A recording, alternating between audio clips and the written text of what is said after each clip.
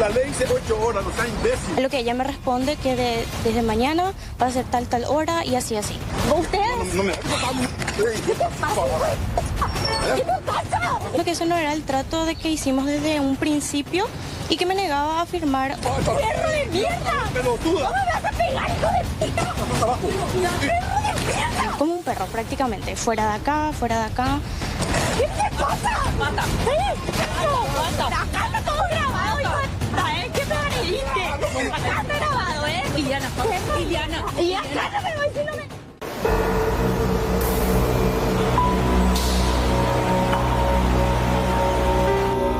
Esta es tu realidad, Medina. Gracias. En este momento te comento que Villamonte, nuestra principal referencia, está con 2,44 metros. Había llegado a 3,5 metros y se había activado el protocolo de emergencia naranja, ¿verdad? Tuvimos ese pico de 3,5 metros en Villamonte que empezó a arrasar también ya sedimentos vegetales. Fueron 4 las viviendas afectadas directamente que tuvieron que evacuarse.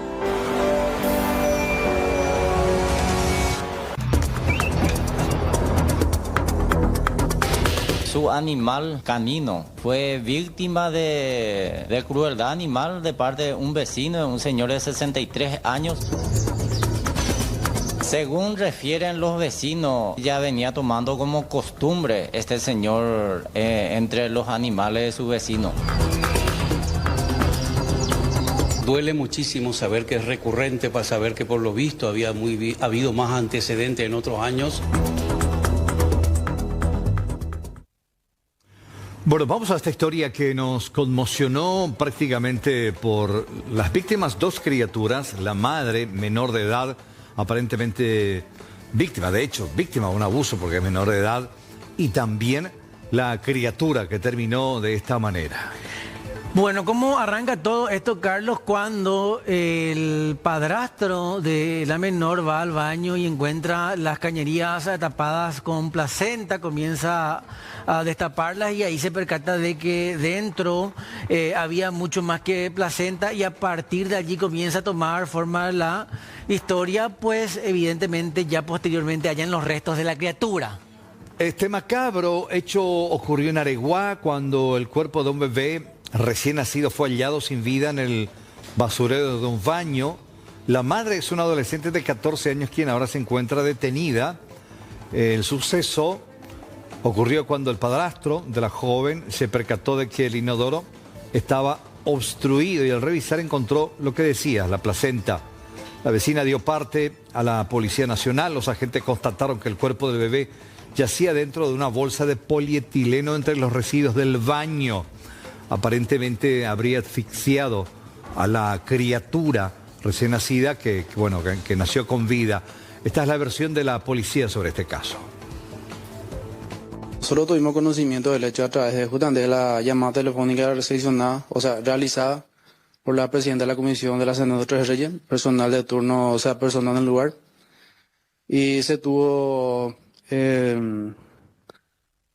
Lo que dijo el dueño de casa era que en horas de la noche, una noche antes del viernes, entró en el baño y iba a utilizar el inodoro.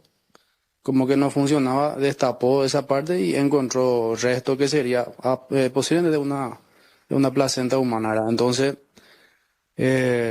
por esa razón nosotros nos constituimos ahí y efectivamente sí era el resto de placenta humana. Se realizó un rastrillaje por los alrededores por si se encontraba la criatura, ¿verdad? Porque ya se desarrolló todo, fue un parto, ¿verdad? Entonces hicimos durante las averiguaciones y sí encontramos en el basurero del baño que está tapado entre el papel higiénico que se usó ya, ¿verdad? Inmediatamente se convocó, posterior al hecho, a la autoridad correspondiente, criminalística, fiscalía de turno, médico forense. Y se realizó el procedimiento correspondiente, se hizo el levantamiento del cuerpo del menor, de la menor en este caso porque es una criatura. Es una criatura no nata, ¿verdad? Que nació y falleció posterior. La mamá, que es de 14 años, como la abuela, en este caso, que es la mamá de la menor, ¿verdad? Y en horas de ayer, la fiscalía dispuso la detención de la de la mamá de la menor y ahora mismo se encuentran ya a cargo del juzgado y las investigaciones siguen. Bueno, tremenda la imagen. Acá hay varias connotaciones. Una de ellas, 14 años, víctima de abuso. Aparentemente, según las investigaciones, el padre sería el hijo del padrastro. Sí, un joven de 19 años. 19 años, ya mayor de edad. Quien aparece también como responsable de los casos de abuso. Ahora bien, algunas situaciones particulares. La mamá expresa que no sabía que ella estaba embarazada y desconocía completamente esta situación. Ya, también acaba de parir. Acaba de parir, fue derivada a la comisaría y tuvieron que entregarle la criatura recién nacida en el calabozo de la comisaría. Nos comentaba, era una escena bastante desgarradora por parte, y esto lo escuchábamos en el relato de la compañera Lele que estuvo cubriendo el caso a lo largo de la mañana. Ahora bien, hay elementos que están siendo analizados por el Ministerio Público, por ende se da la imputación de la mamá. O sea, datos que aparentemente carecen de cierto sustento en la versión de la madre. Por eso el Ministerio Público la tiene como sospechosa en carácter de cómplice. Y está dando de mamar ahí en el calabozo. En el calabozo. Bueno, vamos a ver. Tenemos el testimonio precisamente de las autoridades intervinientes, en este caso la fiscal. Pero a raíz del examen físico que realizó la médica forense, entonces decidimos llevarle a la morgue judicial para mayor examen físico y para la determinación de la causa de muerte del bebé, ¿verdad? En términos concretos, ¿verdad? Que sí se constató, sí se pudo determinar que falleció por asfixia mecánica, es lo que entendemos, ¿verdad? Entonces, esta menor ya está a disposición del juzgado, está imputada, y la mamá de la menor también en calidad de cómplice, ¿verdad? Es lo que tenemos por el momento, pero estamos investigando todavía. Todavía nos faltan pero tenemos muchos datos, ¿verdad? Tenemos conocimiento de que inclusive la misma niña había mencionado que nació la criatura y que lloró. Entonces la misma le apretó la boquita hasta que dejó de llorar. Es lo que tenemos, ¿verdad? Bueno, y este fin de semana arrancó oficialmente el campeonato Apertura con partidos muy importantes que tuvieron como protagonistas a los principales referentes del fútbol paraguayo. Ahora bien, lo que pasa después con los Barra Bravas no tiene nada que ver con el fútbol, porque estas son personas que evidentemente no aman ni a sus clubes ni al fútbol respectivamente. Y vamos rápidamente a algunos episodios que se produjeron tras las salidas de los estadios. Vamos primeramente a la aprehensión de 50 personas tras el encuentro entre el Club Olimpia y Guaraní en la tarde de este domingo. La mayoría de los demorados dio positivo a la prueba del alcotés, esto antes de ingresar al estadio. Ahora, de este total se logró la aprehensión de un joven de 18 años que extrañamente llevaba consigo oculta una camiseta del Club Cerro Porteño y unos cartuchos sin percutir, es decir, a juzgar por la camiseta y la tenencia de estos cartuchos, se presume que habría robado la misma, amenazando a otro barra del Club Cerro Porteño o algún hincha del club antagónico. También se dio intervención a antinarcóticos porque presentaba gramos de cocaína y algunas bolitas de marihuana específicamente. También algunas agresiones entre hinchas del Club Guaraní y la resistencia al procedimiento cuando se presentaron los agentes de la policía. 42 personas aprendidas justamente por dar resultado positivo al alcotés, que están alcoholizados, también 14 cuidacoches, como estaba mencionando. No le permitimos ya cobrar a ningún conductor por los espacios públicos porque eso no corresponde. Como así también personas con sustancias que estás viendo ahí, que dio un resultado positivo a la marihuana, como así también algunos tocos de crack. Pero teniendo en cuenta la camiseta del Cerro Porteño en poder de un aficionado del Club de la Olimpia, tenía intenciones justamente de meter en las graderías y quemar. Son clubes los más grandes, populares, Cerro Porteño Olimpia, Olimpia Cerro Porteño, y quisieron quemar la gente del Olimpia, ¿verdad?, en las graderías. Esto incautamos, como así también 2 cartuchos calibre 22 sin percutir en poder del mismo joven, con la camiseta del Olimpia. Nadie está autorizado a cobrarle a nadie por un espacio público y son coaccionados a pagar, de lo contrario le extorsionan ya, le vamos a rayar el vehículo, le sacan el accesorio, el espejo retrovisor, algún tipo de foquito, o los señaleros, los retrovisores, todo eso, y justamente le perjudica al ciudadano. Y eso no permitimos en ningún tipo de evento, no solamente deportivo, en todos los eventos. La Dirección de Policía de Asunción está trabajando duramente para combatir contra este mal.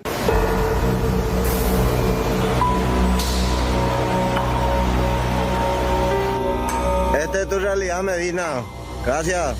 En este momento te comento que Villamonte, que es nuestra principal referencia, está con 2,44 metros. Había llegado a 3,5 metros y se había activado el protocolo de emergencia naranja, ¿verdad? Tuvimos ese pico de 3,5 metros en Villamonte que empezó a arrastrar también ya sedimentos vegetales. Fueron 4 las viviendas afectadas directamente que tuvieron que evacuarse. Bueno, esta preocupación viene del otro lado del río y tiene que ver con lo que está pasando en la zona del Pilcomayo, porque se registró aparentemente un repunte en su caudal en los últimos días. Y esto genera incertidumbre en la zona chaqueña, fronteriza con Argentina, entre Pozo Hondo y Misión La Paz, dado que la crecida amenaza a centenares de familias. De hecho, muchos apuntan a los trabajos tardíos de limpieza y mantenimiento de los canales como potenciales recursos de esta crecida.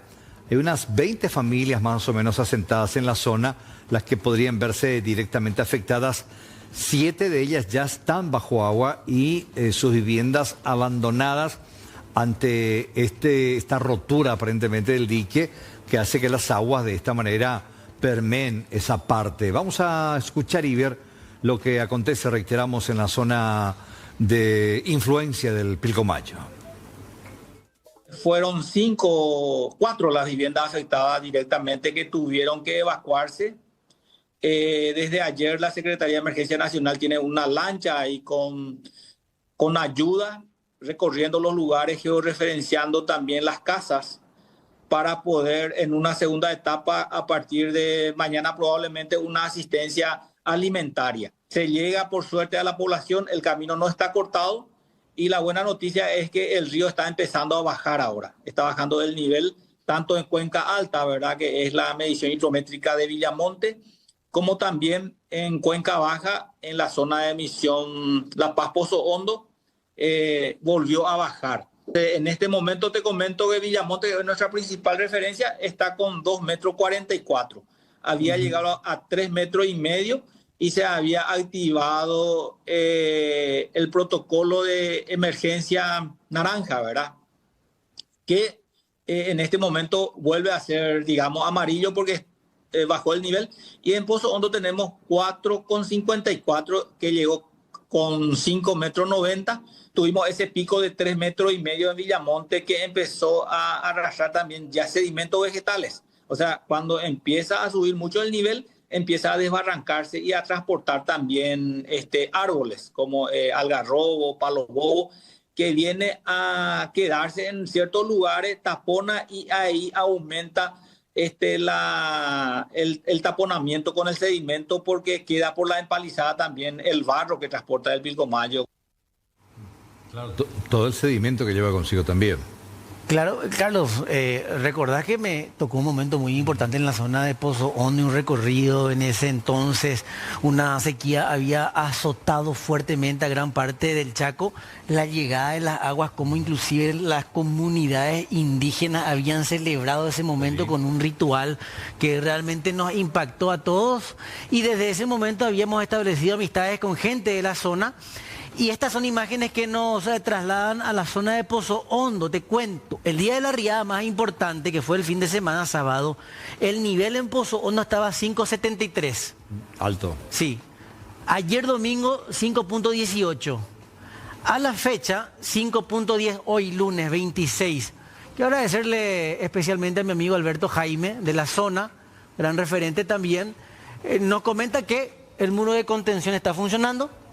Por lo menos en esa zona del país los trabajos con la comisión y con todas las autoridades hacen que estas aguas finalmente no avancen tanto hacia la comunidad de Pozo Hondo y finalmente se contuvo el agua para evitar la invasión. A diferencia de otras comunidades, sabemos lo dinámico del comportamiento del agua y principalmente del río Pilcomayo, lo que muchas veces suele ser una extrema necesidad, ahora en algunos puntos del Chaco puede ser motivo de desesperación, pero evidentemente también es bonanza la llegada de las aguas del río Pilcomayo, pero esto es ahora en Pozo Hondo.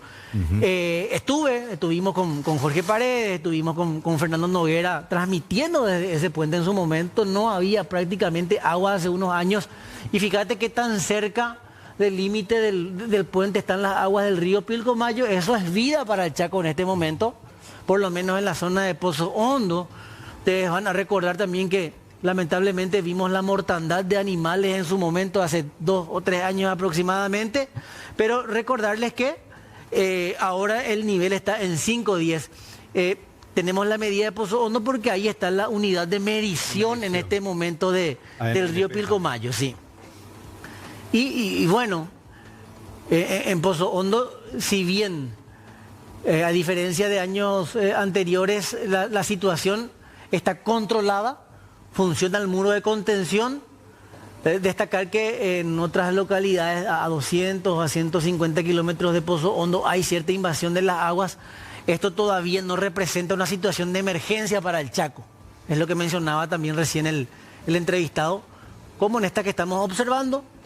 Esto es Pozo Hondo, pero fíjate que es inclusive hasta positivo para el ganado o los animalitos de la zona. Sí, pero hay zonas donde ya están bajo agua. Están bajo agua, claro. 7 viviendas. Pero Margarita a 150 de Pozo Hondo. Exactamente.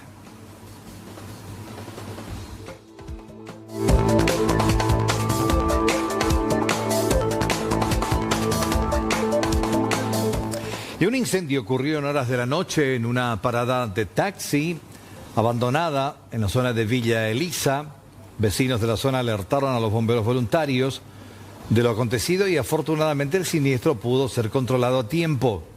Los vecinos y propios voluntarios resumen que el incendio pudo haberse provocado por adictos que aparentemente ya habrían intentado hacerlo en ocasiones anteriores. La parada se encuentra en la intercepción de la avenida Defensores del Chaco y la calle Upacaray. Sí, recibimos la denuncia de un incendio de casilla en la zona de avenida Defensores del Chaco y Upacaray, el cual personal bombero a verificar y se constató de que era una antigua parada de taxi, el cual estaba siendo utilizada por algunos adictos. Según la policía, ya varias veces intentaron quemar colchones adentro y esta vuelta consiguieron hacer la quema. Los colchones, había ropa, también había muebles viejos que eran todo de la parada de taxi cuando operaba.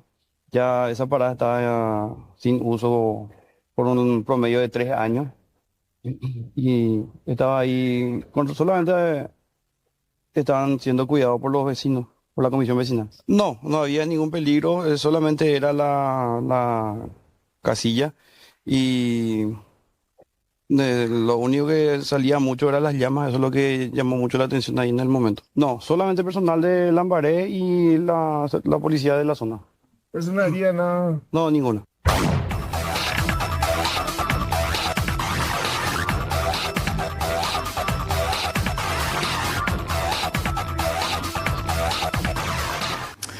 Hay un refrán muy conocido y popular que dice así: si el milagro es muy grande, hasta el propio santo desconfía. Fiorella nos va a contar esta historia porque uno tiene el sueño de la casa propia, después viene el sueño del vehículo propio, pero hay muchos embaucadores, gente inescrupulosa que está pescando por algún incauto, aquel que sueña con tener su vehículo. Fiorella, contanos esta historia, por favor.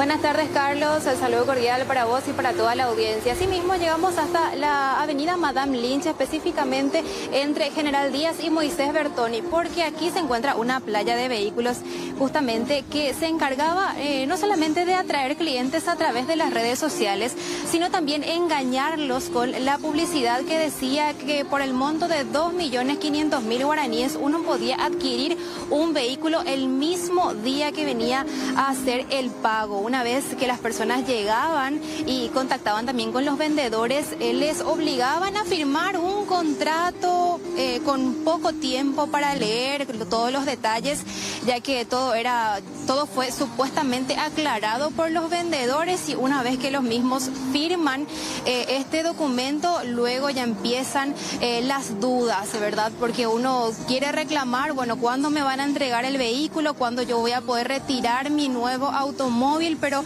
en ese momento la representante, en este caso la vendedora, se acerca a los clientes y les dice: tenés que esperar 48 horas, tenés que esperar una semana, tenés que esperar 30 días luego de tu pago para poder retirarlo, y eso se fue extendiendo. Inclusive hay más de 60 personas que pasaron por esta situación y están esperando desde hace varios meses que se cumpla ese plazo, que ni siquiera es un tiempo definido, va cambiando de acuerdo a lo que le dicen aquí los representantes de Meta Automotores, y ellos ya están cansados, porque una de estas situaciones que es también algo bastante grave que queremos compartir con ustedes, es que cuando uno de los clientes llega hasta aquí, hace el reclamo porque ya pasó bastante tiempo de su compra, resulta agredido, y queremos mostrarles también con el compañero Gustavo Fabricio cómo quedó uno de los clientes al venir y reclamar que ya necesitaba utilizar este vehículo, claramente luego de que haya abonado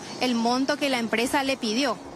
Por eso nos acercamos a una de las representantes que, como les dije, compañeros, más de 60 personas de distintos puntos del país, inclusive del interior, llegaron hasta acá para hacer esta compra, pero lastimosamente no pudieron retirar sus vehículos, y aquí se encuentra también una de las representantes de este grupo de víctimas que quiere hacer su reclamo. Señora Claudia, gracias por acceder a hablar con nosotros, y bueno, vos también estás esperando retirar tu vehículo hace varias semanas. Ahora ya no quiero más mi vehículo, quiero mi dinero nomás, que me devuelvan y que ya deje de joderle a la gente, porque ellos siguen publicando y sigue entrando gente y saliendo con la misma carpeta que a nosotros nos ilusionó, que con que supuestamente ellos en una semana iban a entregarnos el vehículo. Nosotros hicimos pasar una semana, en 15 días volvimos y nos sale con el cuento de que es en 30 días, y ahí ya nos dimos cuenta que era una farsa.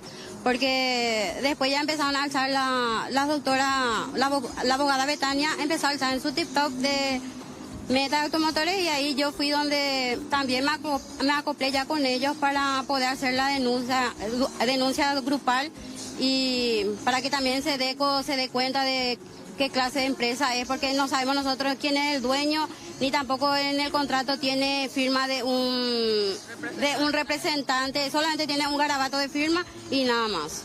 ¿A qué fecha vos llegaste acá, preguntaste por el precio y te estuvieron también asesorando?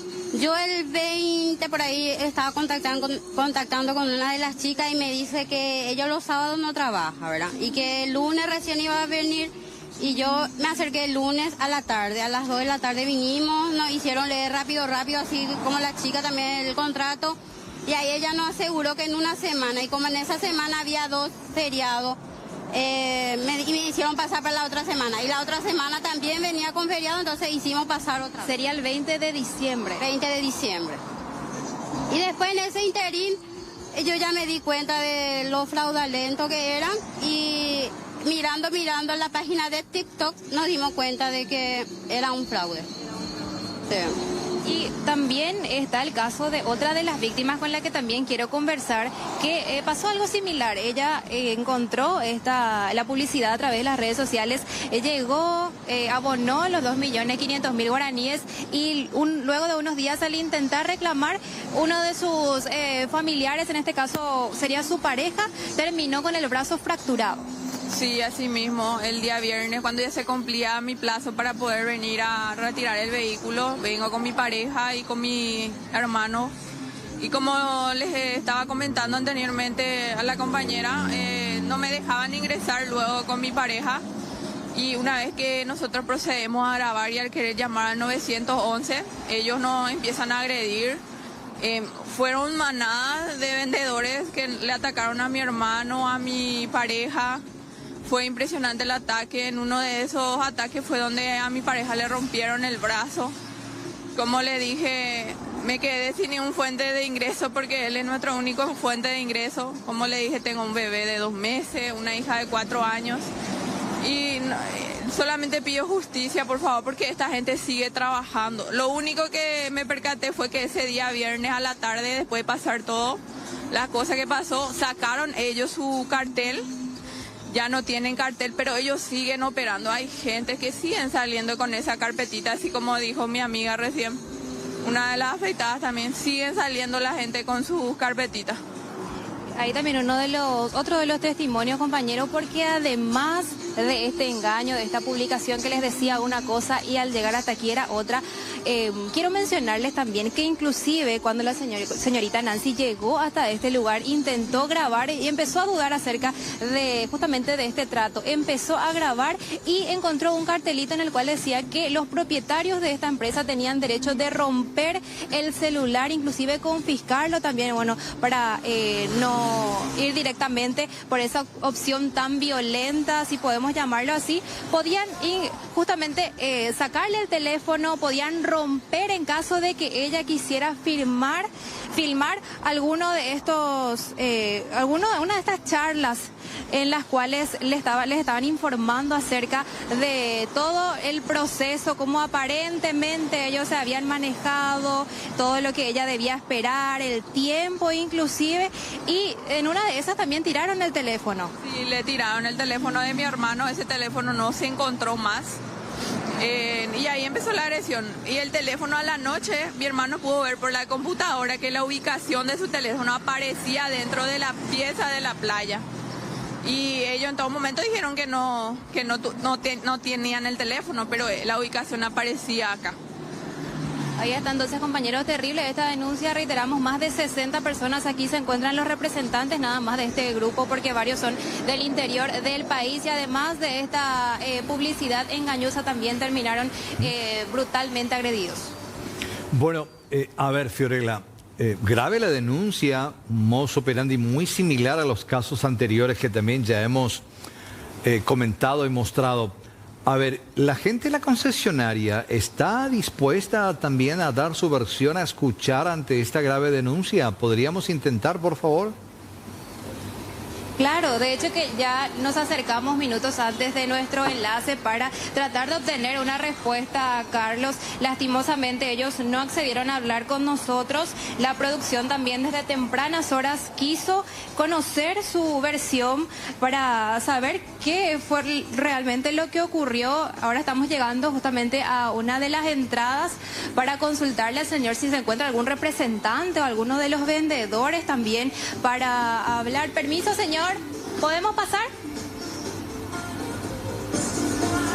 Hay uno de los guardias también nos está diciendo que no. Vamos a ver qué nos responden también. Sí, si están los directivos. Porque ante todo queremos conocer su versión, ¿verdad? Totalmente. Sabemos que ellos se encargan de la seguridad, pero uno de los representantes. Señor, buenas tardes. ¿Podemos acceder a hablar con uno de los representantes de la empresa para hacerle una consulta? De receso ellos. ¿Están de receso? Sí, 2:30, 3 abre otra vez. Por eso nomás, si no, con mucho gusto. Entiendo. Y hace unos instantes uno de ellos se encontraba aquí por la zona. Quisimos hablar con él. ¿Tiene algún nombre que pueda darnos? ¿De algún representante? Así venimos a preguntar por él. No, y la verdad que yo estoy empezando recién, no le ubico mucho a ellos, pero en cuanto se habilite la portería no va a haber mucho inconveniente, creo yo. ¿Ustedes todos los días suelen cerrar en este horario? Sí, todos los días. Sí. Entonces a partir de las 2 de la tarde, bueno, 3:30 nosotros podemos acceder. Sí, a esa hora sí, cuando se abra, porque la mayoría pues salen a comer a esta hora, no sé. La mayoría, y los que se quedan son los que están empezando con el trabajo, ¿verdad? ¿Y nosotros podemos pasar?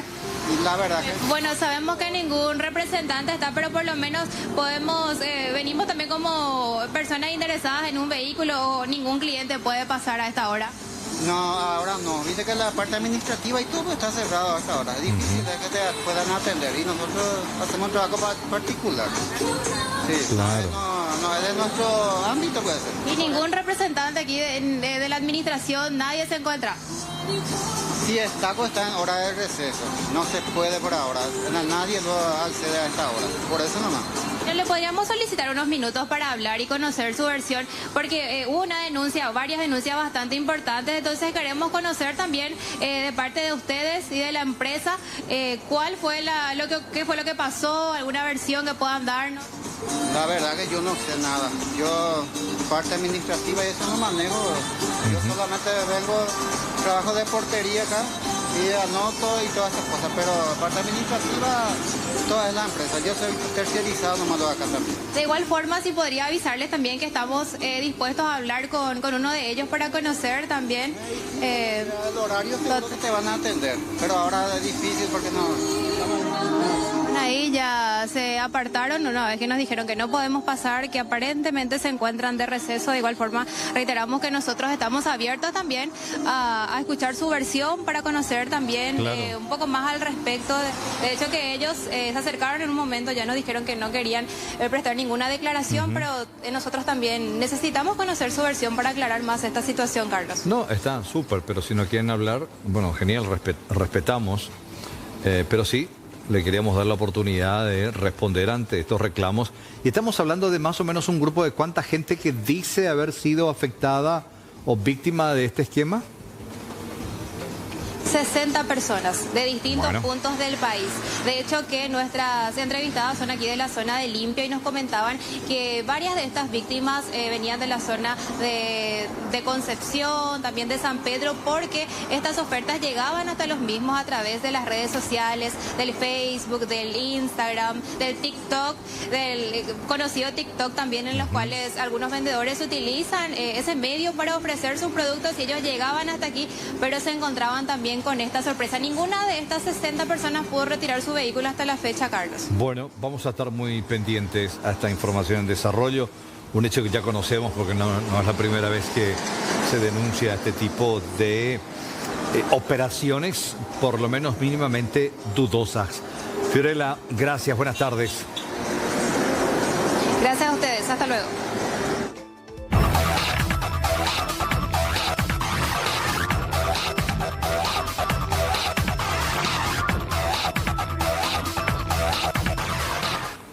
Vamos hasta Luis Gavilán, un caso de un hombre aparentemente con un cuadro severo de diabetes. ¿Qué pasó con esta historia, Luis? Adelante, buenas tardes. Carlos, qué gusto estar en contacto contigo, con Alexis y con nuestra mayoritaria teleaudiencia. Es así, esto se conoció el fin de semana a través de la viralización de una fotografía y un video corto en redes. Un hombre de 60 años fue abandonado en el piso de la zona de admisión de urgencias del Hospital Regional de Ciudad del Este. Él en nuestro país tiene familiares, pero no se hacen cargo.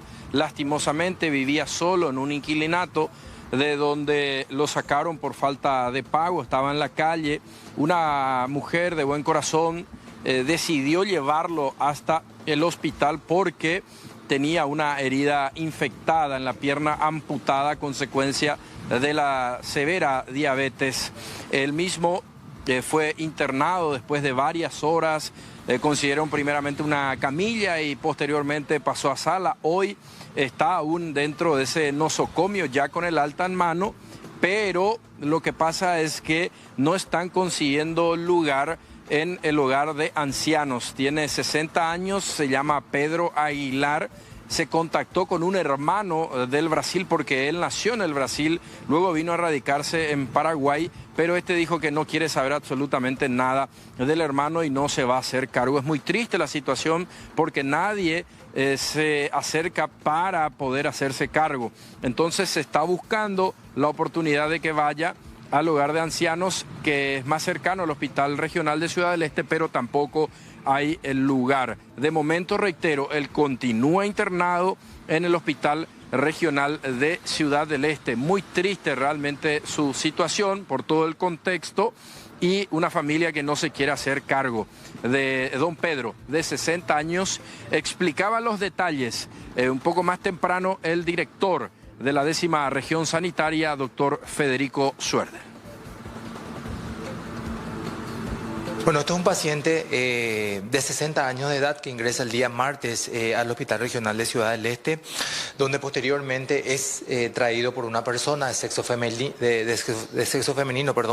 donde posteriormente fue abandonado en el sitio del RAC, ¿verdad? Donde se hace la captación y la clasificación del paciente, que es esa foto donde nosotros podemos observar, ¿verdad? Luego, posteriormente a eso, fue trasladado a una camilla, ¿verdad? Donde se realizan todos los estudios, la curación. Él tiene un antecedente de diabetes mellitus, un pie diabético, sufrió una amputación. Él mismo no sabe precisar hace cuánto tiempo fue lo mismo. Bueno, se procede a la internación del paciente. Posteriormente eso se llama a la Policía Nacional para tomar las huellas digitales de ese paciente. Posteriormente se avisa a la Defensoría del Pueblo. Bueno, ahora el paciente se encuentra ya estable, internado en planes de alta y también en planes de alta de su traslado a un hogar. Todavía no pude ver el circuito cerrado por completo, ¿verdad? Desconozco esa parte, ¿verdad? Si había en silla de ruedas, porque hay momentos, ¿verdad?, que esa urgencia es realmente colapsa esa urgencia, y en el vaivén, ¿verdad?, muchas veces no se encuentran las sillas de ruedas necesarias, ¿verdad?, que eso es realmente lo que sucede, ¿verdad? Quiero interiorizarme bien del caso, todavía no pude ver. Ayer yo estuve con el paciente, ¿verdad?, donde estuvimos gestionándole para sus alimentos, para su comida, ¿verdad?, para su agua, estábamos viendo eso, ¿verdad? Y realmente hoy todavía no pude ir a verlo al hospital regional. Bueno, reiteramos, hasta el momento nadie se hizo cargo, de este señor de 60 años de nombre Pedro, que estaba en un inquilinato del cual fue sacado por falta de pago, tiene diabetes crónica, tiene una pierna amputada, sin familiares, y ahora lo único que queda es que vaya a un hogar de ancianos a fin de que pueda recibir atención digna en el día a día. Él tiene que ser medicado, tiene que alimentarse bien, y una pena realmente, para cerrar, de que un señor a esta edad, en la tercera etapa de la vida, tenga que padecer así. Pero así como él, hay otros tantos casos realmente en nuestro país donde la indiferencia de los familiares es el denominador común, Carlos Alexis. Luis, mencionaste a un hermano que dice no querer hacerse cargo, pero él tiene, creo que Así también, dos hijos que viven en Paraguay. Así es. Dos hijos, ¿no? Sí. Sí, así es. Supuestamente se logró el contacto con uno de ellos, pero que no dio respuestas. Ya, pero ahí ya hay una cuestión penal de por medio. Sí, totalmente. Deberían de hacerse cargo, pero no pasa absolutamente nada. Bueno, qué triste realmente. Y todavía joven, ¿eh? 60, ¿cuánto? 60 ahí. Así es. 60, está ingresando recién a la tercera etapa de la vida. Y ya en estas condiciones. A la tercera edad, ¿verdad? No sabemos, Sí, no queremos entrar a juzgar. Vuelvo a repetir, o sea, es una etapa donde tiene que recibir atención adecuada, Carlos. Claro, no queremos entrar el por qué la familia lo abandonó, no quiere saber nada de él. Independientemente a eso, hay una responsabilidad, incluso hasta con consecuencias penales en el caso de los hijos, el abandono. Hasta ahora el hospital está prestando los servicios que debería de prestar con respecto a lo que le corresponde, ¿no? Está haciendo lo correcto, pero hay una familia de por medio, hijos principalmente. No entramos a juzgar que pudo haber sido tan grave lo hecho para merecer de esta manera la ingratitud de sus hijos. Pero independientemente hay una responsabilidad por parte de los hijos también. Bueno, Luis, gracias por tu tiempo. Y un detalle no menor en relación a todo esto. Generalmente, no voy a decir en todos los casos, pero en la mayoría, hay un factor determinante que es el alcoholismo. En este caso en particular, porque pregunté eso, no hay antecedentes de alcoholismo. Es más, se hizo todo en base al cuadro clínico, la experiencia y, a ver, decía el médico tratante que no experimentó ningún síndrome de abstinencia al alcohol, por ejemplo, en estos días. Entonces quiere decir de que no hay alcoholismo de por medio, que suele ser un factor preponderante. Bueno, hasta la próxima, compañeros, ¿sí? Un fuerte abrazo, gracias. Hasta luego. Bueno, ya está con nosotros José Ignacio, como todas las siestas. José, ¿cómo te va? Muy bien, Carlos, Alexis, ¿cómo están? Súper. Hoy vinimos a mostrar una situación más que nada para hacer un llamado de atención, un llamado a quien corresponda, es como titulamos, porque quiero mostrar cómo viven vecinos del barrio María Auxiliadora de Mariano Roque Alonso. Desde el viernes, jueves por la noche, viernes, se desplomaron estos cables. Una columna de la ANDE de hormigón fue impactada por un camión, aparentemente, la que estamos observando, rápidamente repusieron la columna, pero miren cómo quedó la zona. Hablamos de la calle El Redentor, casi Monseñor Palacios. No se puede transitar así. No se puede transitar. Imagínense por la noche, un motociclista o que no sea de la zona. ¿No? Que no sea de la zona, que no conozca el sitio, que se tengan que encontrar con esta situación. Y el pedido ya está cansando, ya están desesperados los vecinos porque no saben a quién acudir. Fueron los de la ANDE, repusieron la columna y dejaron los cables así.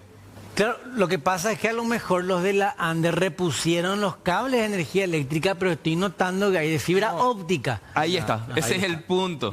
Porque justamente los de la ANDE dijeron, mira, no nos corresponde, no es nuestro trabajo, tenés que ver con las compañías. Y justamente hablamos con Liz Martínez Coronel, una de las propietarias. Justamente el cable que vemos está tapando el acceso a su vivienda. Gracias a los de una empresa pudo amarrar, digamos, a los cables de alta tensión para poder ingresar con su vehículo.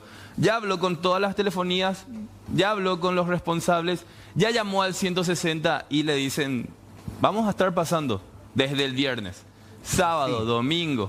El tema es, claro, la ANDE es uno o dos cables nomás los suyos. Sí. El resto son de las compañías que alquilan los postes de la ANDE, porque tampoco les sale gratis. Sí, así mismo. Ellos alquilan, pero es responsabilidad de todas esas compañías privadas que distribuyen la televisión por cable, la fibra óptica, todo. Ellos alquilan y es responsabilidad de ellos arreglar por lo menos estéticamente y poner en condiciones. No, y esto que ya también tiene una afectación de al menos 300 metros. Así que... Son 3 cuadras, sí. 3 cuadras tranquilamente. Esto puede ser una causa de accidente por las noches. Totalmente. Y los vecinos, para buscar hacer algo, colocaron bolsas blancas por los cables que están en plena calle para que al menos por la noche esto refleje la luz de los vehículos, pero... Acá sacarle el juego a Copaco, o sea, si vos vas a esperar a que Copaco reponga los cables, ya olvídate, saca bien nomás ya como pueda los cables de Copaco, porque acá... No, pero está, no tanto Copaco, está... Entonces, ¿cuál es la salida que uno espera podría tener estos vecinos? SEDECO. Servicio al consumidor, me imagino yo, porque si bien tienen que responder, ya habló con todas las compañías, le dijeron que no pueden hacer nada. Hoy nuevamente me comuniqué con Liz Martínez para preguntarle, ¿cómo va esto? Sí, igual. Hoy lunes sigue en esta situación, la calle sigue en este estado y nadie está actuando. Y Liz Martínez dijo lo siguiente porque ya está cansada y necesita respuestas. Nosotros vinimos una noche, ¿verdad? Cansado como mencionó, ¿verdad? Y tuvimos que darnos toda una vuelta porque encontramos así los cables todos en el suelo. Lo peor de todo, esto encontramos frente mismo a mi casa, los cables todos acá enfrente de la vereda. No pudimos ingresar con el vehículo, tuvimos que bajarnos bajo del cable prácticamente para entrar en el portón chico. Yo tengo 2 niños, uno de 8, otro de 3 años, y es totalmente peligroso. Y la verdad que nosotros llegamos y encontramos la columna en el suelo ya. No pudimos pasar, queríamos pasar acá por el predio acá privado, que acá que ven ahí donde está la columna mismo de la ANDE. Pero como ven, acá solamente esta luz hay y más allá, ¿verdad? Esta es la columna, se vino abajo y ahora cambiaron. Cambiaron, pusieron ahora, vino la ANDE, puso toda la electricidad como es su tarea, ¿verdad? Sí. Y dejaron los cables todos colgados, especialmente frente a mi casa. Y es muy peligroso, no podemos transitar, nadie no nos dice nada, no nos dan respuesta, las compañías vienen y dicen, este no es mi cable, no, yo no puedo tocar, así no dicen. ¿Y cómo se vino abajo de la columna? Y la verdad que no, alguien chocó, maniobró mal, no sé. ¿El depósito de vehículos? No sé si una empresa, pero tiene camiones grandes, es lo que yo sé. No sé, ese presume, ¿verdad? Todo el día no tuvimos. Y después cuando yo salí otra vez porque no insoportable el calor sin el aire, estragaba a mis hijos, entonces salí, vine otra vez, vinimos con mi marido y ahí encontramos ya la luz, pero los cables todos así colgados, mira, si te fijas, acá 2 cuadras, hay una escuelita y ahí también se cayó una columna. No sé si se pueden fijar más adelante, pero este es lo peor que pueden ver, ¿verdad? Y aparte una situación que ustedes conocerán, Alexis, vas a coincidir conmigo. Esto sigue así. Esto básicamente es una invitación. Y va a seguir así. Y es una invitación a consumidores de sustancias que suelen ser conocidos por cortar cables y tienen los domicilios a disposición. Si nadie hace caso a la situación de los cables, van a empezar a aparecer también los famosos Chespi, van a empezar a merodear las casas, eso también está preocupando a los vecinos y nadie hace nada hasta ahora. Ahora, a mí siempre me genera también cierta molestia la impunidad de los camioneros. También. Los camiones de gran porte. Porque esta situación se repite en varios barrios y esto no es nuevo, Mariano Roque Alonso, porque suelen transitar camioneros, trasganados que buscan alternativas a la Traschaco muchas veces. Porque el barrio María Auxiliadora está cerca de la Traschaco y sale a Remanso, está cerquita de Remanso este barrio. Sí. Y suelen transitar vehículos de gran porte porque también hay depósitos y puertos en la zona. Así mismo. Además de destruir las calles de una ciudad que lamentablemente, aparentemente no estaba preparada estructuralmente para el progreso y el avance de los camiones, destruyen todo a su paso y van. Ni siquiera se quedan a preguntarle a los vecinos qué puedo hacer o a quién le puedo llamar. Y esta situación se viene repitiendo desde que yo tengo memoria, el de la destrucción de los cables, del tendido eléctrico anteriormente, del teléfono antes y ahora el de la fibra óptica. La impunidad de los camioneros es tremenda.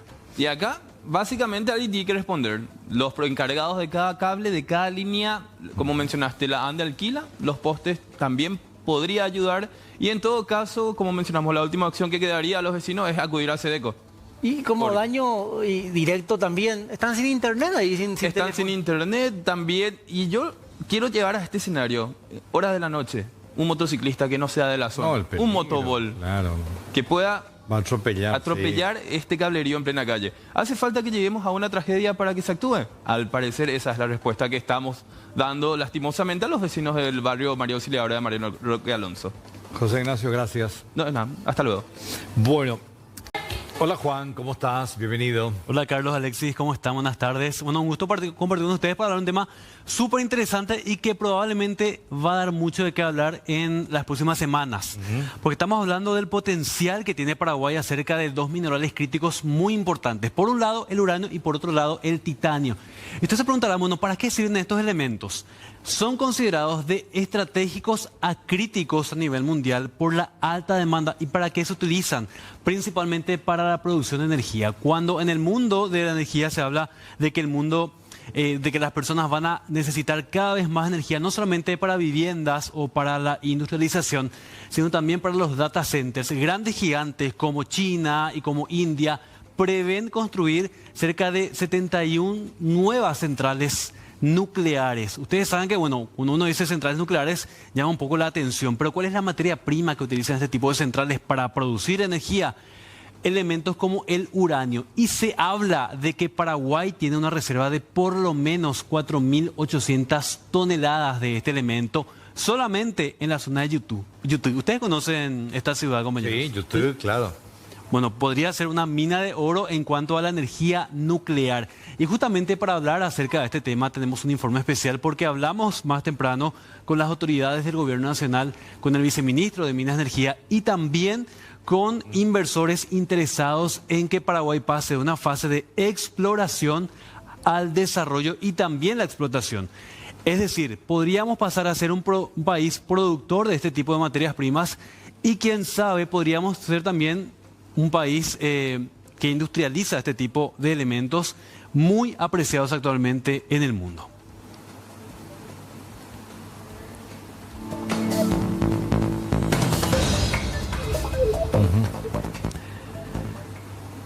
Bueno, les decía recién, en el mundo están en construcción actualmente 71 nuevas centrales nucleares. Claro. Y cuando uno dice generalmente, bueno, la energía nuclear está quedando atrás, no, está volviendo de nuevo justamente por la alta demanda que se tiene en cuanto a generación de electricidad a nivel mundial. Ya compartimos con ustedes este informe especial.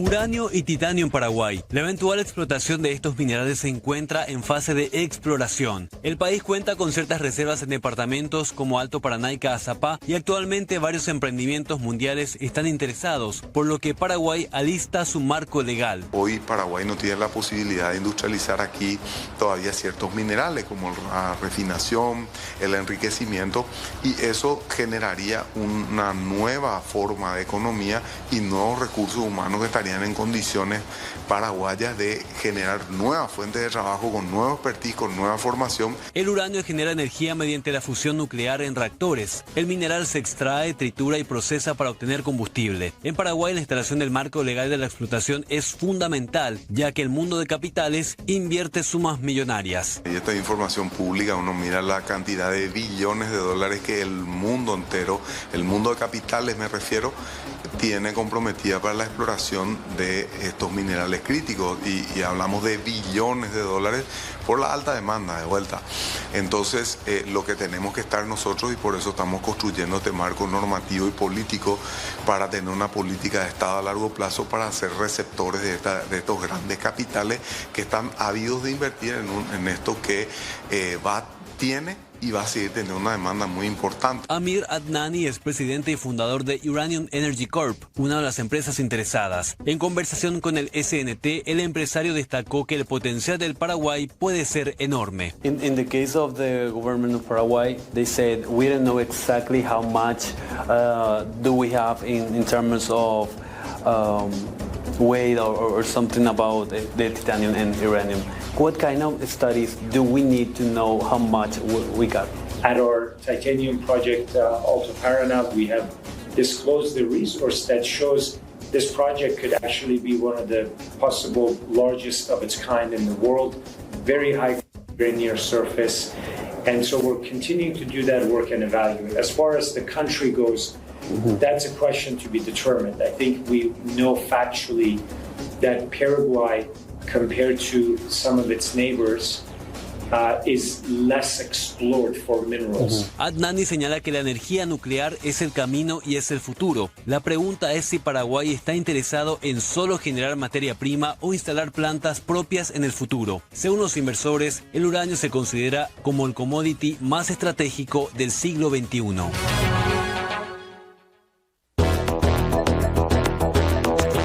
Que ocurrió en Camburetá porque una niñera y los niños de la casa fueron interceptados, en este caso reducidos por delincuentes.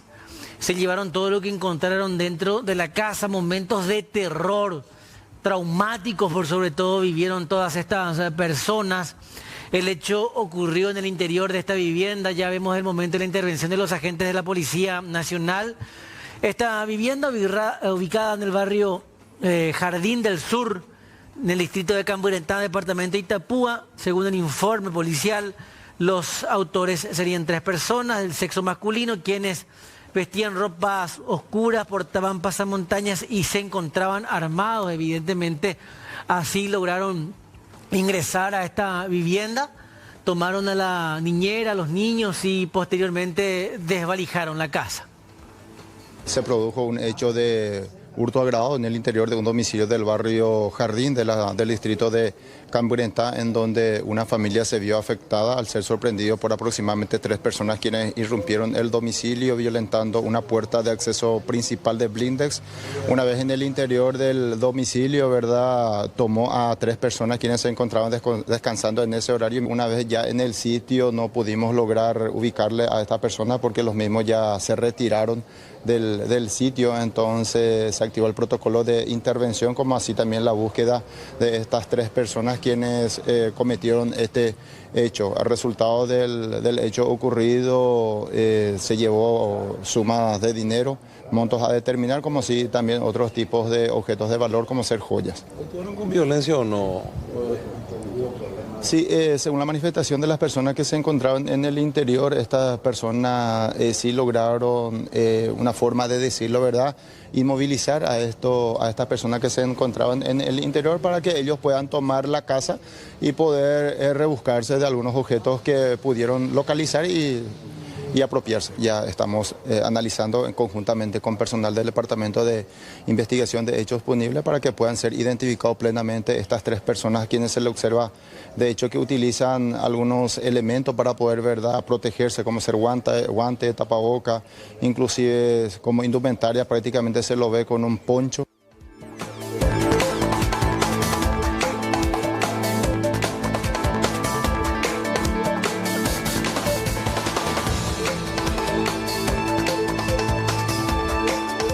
Y la jueza penal de garantías de Mumbai, o en este caso el juez Martín Areco, resolvió enviar a prisión a los padres de la niña indígena de 13 años que murió de hambre pese a la postura del Ministerio Público de aplicar medidas alternativas.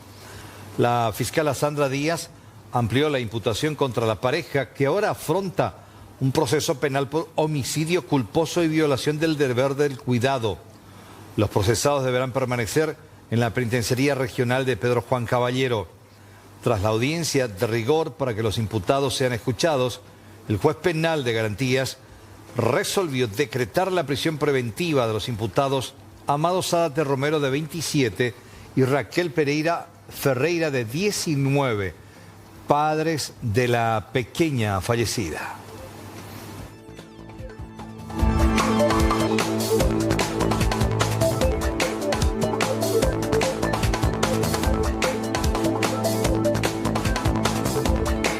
Hablábamos ahora del virus Nipah porque las autoridades sanitarias de la India se ufanan en contener un nuevo brote del virus Nipah en el estado de Bengala Occidental, en el este del país, tras confirmarse 5 casos y aislamiento preventivo de cerca de un centenar de personas. El episodio ha reactivado la alarma regional ante uno de los patógenos más letales conocidos, con una tasa de mortalidad que puede alcanzar el 75% y para el que no existe ni vacuna ni tratamiento específico. De los casos confirmados, corresponden a enfermeras de un hospital privado que está a unos 25 kilómetros de la ciudad de Calcuta. Ambas trabajadoras compartieron turno entre el 28 y el 30 de diciembre y comenzaron a presentar síntomas graves: fiebre alta y dificultad respiratoria pocos días después. El 4 de enero fueron ingresadas en la unidad de cuidados intensivos tras un rápido deterioro clínico. Una de ellas permanece en coma. Las investigaciones preliminares apuntan...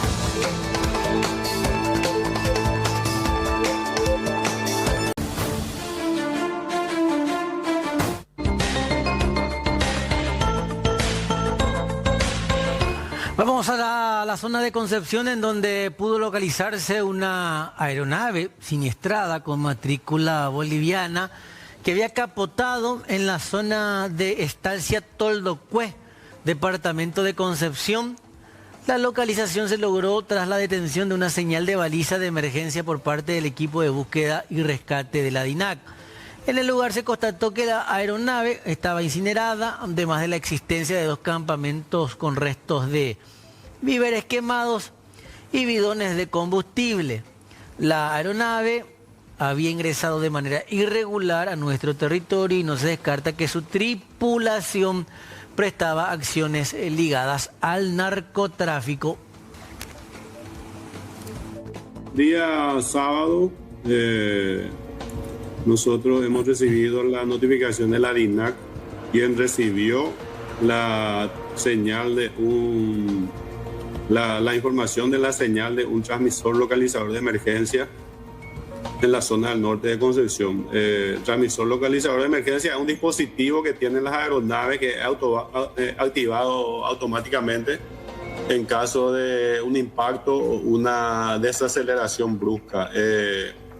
Se activa solo, es justamente para casos de accidente, para poder localizar la aeronave accidentada. Y la DINAC recibió la notificación de que una señal estaba siendo emitida desde el punto, una ubicación aproximadamente a 100 kilómetros al noreste de Concepción. Inmediatamente nosotros nos movilizamos con una aeronave Tucano y un helicóptero y personal táctico del CODI se dirigió al lugar y El helicóptero aterrizó, el personal táctico del CODI descendió de la aeronave, verificó el lugar, la aeronave está en pleno, se estaba quemando.